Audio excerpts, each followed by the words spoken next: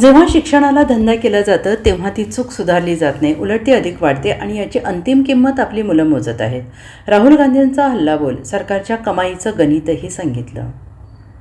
लोकसभेतील विरोधी पक्षनेते राहुल गांधी यांनी CBSEच्या निविदा प्रक्रियेत भ्रष्टाचाराचा आरोप केला आहे.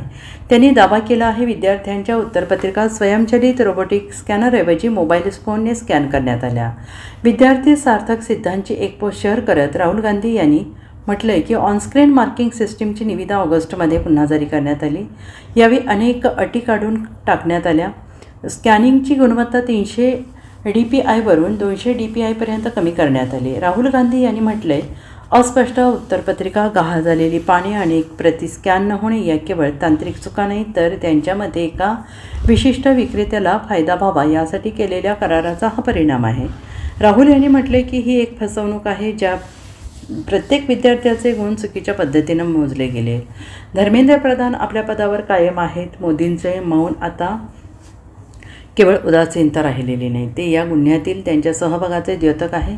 जेव्हा शिक्षणाला सेवेत धंद्यात बदललं जातं, जेव्हा चुका सुधारल्या जात नाही, तेव्हा ते अधिकच वाढतात. याची अंतिम किंमत आपली मुले मोजत आहेत, आपला वेळ, आत्मविश्वास आणि भविष्य गमावून.